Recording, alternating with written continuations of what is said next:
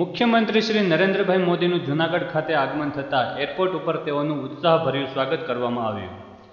મુખ્યમંત્રી શ્રી શહેરમાં જફર મેદાનમાં હેલિપેડ ખાતે હેલિકોપ્ટરમાંથી ઉતરતા તેઓનું કલેક્ટર આશીર્વાદ પરમાર, એસપી દીપાંગ ત્રિવેદી, મંત્રીઓ કનુભાઈ ભાલાળા, વાસણભાઈ આહિર, જિલ્લા ભાજપના પ્રમુખ માધાભાઈ બોરેચા, શહેર પ્રમુખ જીતુભાઈ હિરપરા, પંચાયતના પ્રમુખ દીપ્તિબેન બારપરા, પૂજ્ય ભારતી બાપુ વગેરેએ સ્વાગત કર્યું હતું. ત્યારબાદ મુખ્યમંત્રીશ્રીએ જિલ્લા પ્રદર્શન સ્ટોલ અને બુક સ્ટોલનું નિરીક્ષણ કર્યું હતું.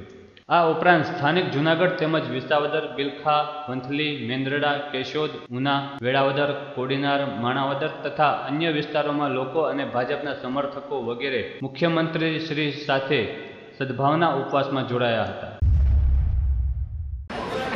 અહીંયા હોટલો બંધ કરવા માટેની અરજીઓ આપતી હતી, ભાઈ ટુરિસ્ટ આવતા નથી, હોટલો બંધ કરો. આ ગીરના સિંહ અહીંયા હતા, પરંતુ દુનિયાને ગીરનો સિંહનું ગેલું લગાડવાની તાકાત એમનામાં નહોતી.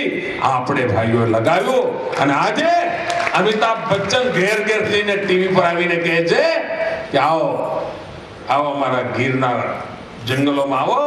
લોકો આવતા થઈ ગયા. 130% વધારો છે ટુરિઝમમાં આપણા એકલા ગીરના ફોરેસ્ટમાં. 130%.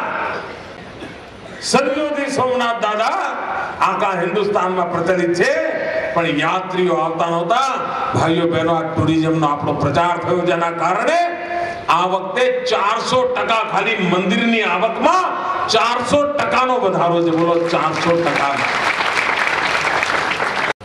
ગુજરાતના છાપાઓને ફુરસદ હોય ત્યારે છાપશે. દિલ્હીના છાપાઓએ છાપ્યું છે. એમાં એને કહ્યું છે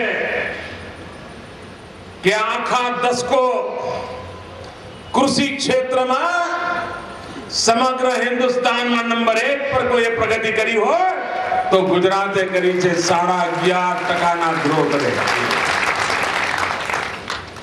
અમારી વાત નથી કરતો, જે planning કમિશનના chairman doctor Manmohan Singh, જે કોંગ્રેસના પ્રધાનમંત્રી તરીકે બેઠેલા વ્યક્તિ છે, એમના અધ્યક્ષપદે થયેલી મિટિંગે કહ્યું છે.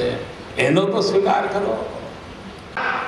અને તમને જાણીને આનંદ થશે, આ ભારત સરકાર દ્વારા ચાલતી સેન્ટ્રલ બેંક ઓફ ઇન્ડિયાએ ઉત્તમ આર્થિક કારોબાર કરવા માટે 6 ઝોનને ઇનામ આપ્યા. એમાંથી 4 ઝોન ગુજરાતના છે. આખા હિન્દુસ્તાનમાં રડ્યા ખડ્યા બીજા 2 ઝોન એમને જડ્યા છે. આ બતાવે છે કે ગુજરાતનો વિકાસ થયો છે. ભારતના ઇન્કમ ટેક્સ ડિપાર્ટમેન્ટને લોટરી લાગી. શેની લોટરી લાગી? તો ગુજરાતમાંથી એટલા બધા કરવેરા ભર્યા મળ્યા છે એમને. ગુજરાતની આર્થિક પ્રવૃત્તિ એટલી બધી ધમધમતી છે કે ઇન્કમ ટેક્સની અંદર 17%નો વધારો થયો. 17%નો વધારો. મુંબઈનો કેટલો? ડોક્ટર મનમોહન સિંહની સરકાર એમ કહે છે કે મુંબઈનો વધારો માત્ર 1.5%, ગુજરાતનો વધારો 17%.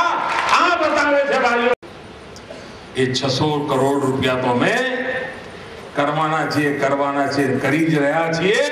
પણ ઉપરાંત આજે 1055 કરોડ એટલે લગભગ 1100 કરોડ રૂપિયા. મિત્રો, કોઈ એક જમાનો હતો કે જ્યારે આ ગુજરાત સરકારના કોઈ ડિપાર્ટમેન્ટનું બજેટ 1100 કરોડ નહોતું.